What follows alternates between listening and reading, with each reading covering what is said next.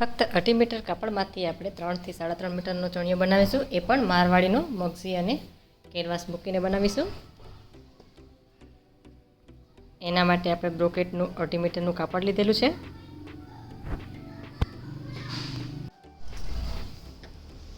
આ બ્રોકેટનું કાપડ છે અને અસ્તર છે. અસ્તરને આપણે કરલી કટિંગ કરી લીધી છે. સૌ પહેલાં આપણે આવી રીતે ઓછું કાપડ હોય તો કરલી જ કટિંગ કરી લેવાની અસ્તરની.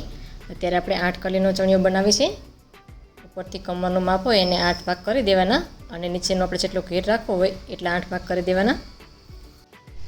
સૌ પહેલાં અસ્તરને જ કટિંગ કરવાનું છે. અસ્તર કટિંગ કરી અને આવી રીતે કપડું સીધું રાખી એના ઉપર લગાવી દેવાની છે. એક અવળી અને એક સાવળી એવી રીતે લગાવવાથી આપણું કાપડ વધારાનું જે છે એ કામ આવી જશે. આપણે વેસ્ટ કાપડ નહીં જાય. આવી રીતે કટિંગ કરવાથી આપણે ચણિયાનું જે લંબાઈ છે નીચેથી અને ઘેર છે એ પણ વધી જશે. હવે બધી જ કરલી કટિંગ કરી અને આવી રીતે જોઈન્ટ કરી દેવાની છે.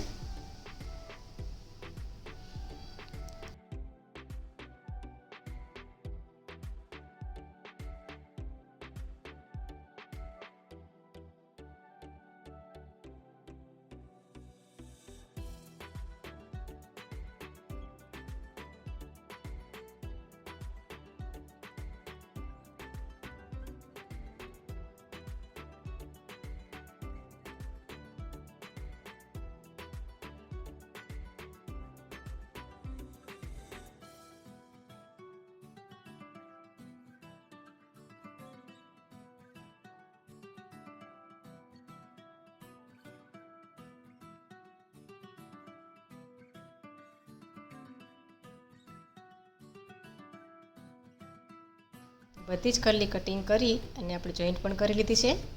જોઈન્ટ કરી અને ડબલ સિલાઈ પણ લઈ લીધી છે. હવે આપણે આમાં કેનવાસની પટ્ટીનું માપ લઈશું. કેનવાસની પટ્ટી જે છે એ આપણે મોટી જ રાખવાની. નહીંતર આપણે જ્યારે પટ્ટીઓ કપડાથી જોઈન્ટ કરી અને ચણિયારે લગાવી ત્યારે પટ્ટીનો આપણે તૂટો આવે છે એટલે મોટી જ રાખવાની છે. આવી રીતે બધી જોઈન્ટ કરી લેવાની. હવે કેનવાસની પટ્ટીનો જોઈન્ટ કરી એના ઉપર આપણે કપડું લગાવી દઈશું જે મગઝી માટે.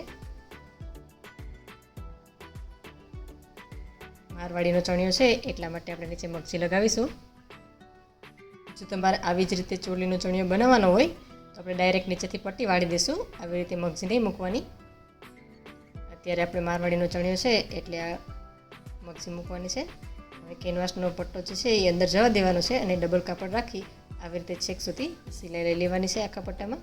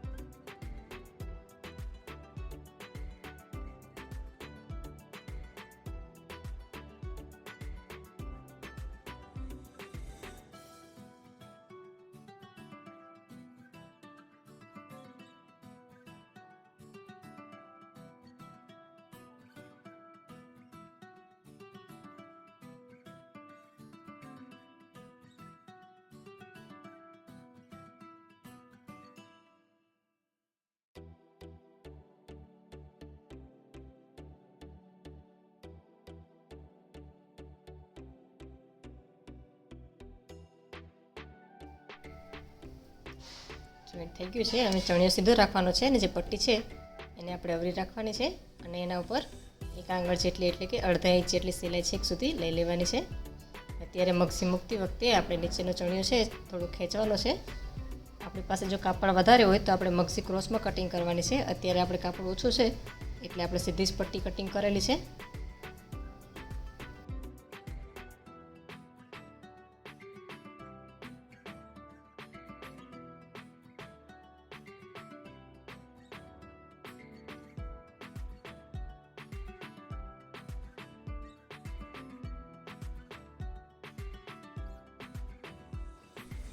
હવે આપણે કપડું ઓછું હોય એટલે કવર સિલાઈનું કપડું આપણે એમાંથી નહોતું લીધું તો બીજી મેં એક અસ્તરની પટ્ટી કાપી અને આવી રીતે ઉપરની સાઈડમાં મૂકી દીધી છે. ઉપરની સાઈડમાં મૂકી અને આખી અંદરની સાઈડમાં વાળી દઈશું.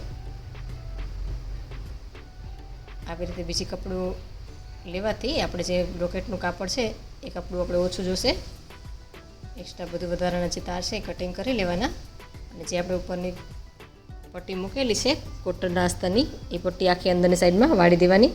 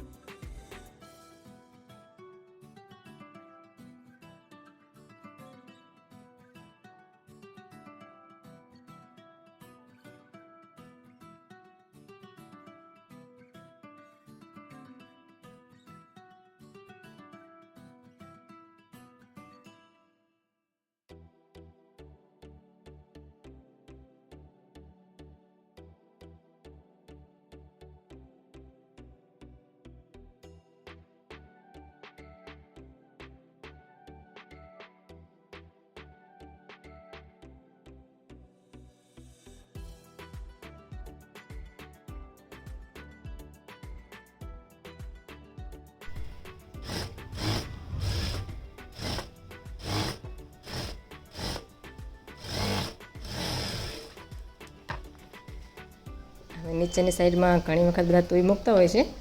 અત્યારે આપણે જે ઉપરના કાપડામાં પટ્ટી મૂકેલી છે સમોસા પટ્ટી, એટલે આમાં પણ સમોસા પટ્ટી જ મૂકીશું. બરાબર આપણે તોય જોઈન્ટ કરેલી હોય ત્યાં જ કરવાની છે મગજી અને ચણિયાની વચ્ચે.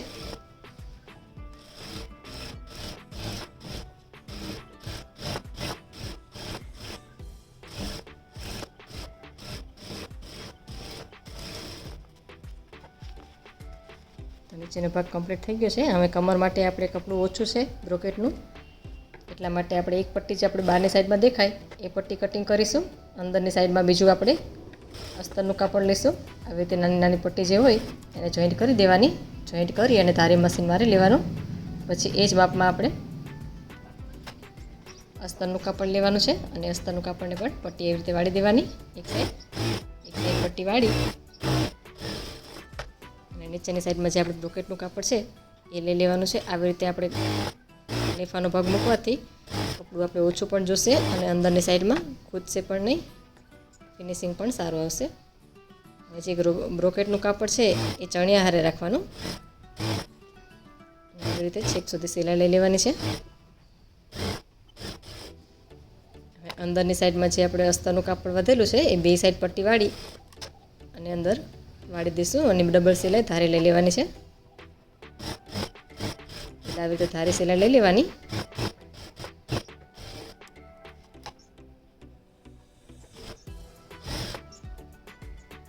આવી રીતે જે બ્રોકેટનો ચણિયો હોય એને સીવવા માટે સહેલી રીત છે. તમે જોઈ શકો છો આપણે નીફાનો ભાગ કેવો સરસ કમ્પ્લીટ આવી ગયો છે. કપડું ઓછું છે તો પણ તૈયાર થઈ ગયું છે. આપણે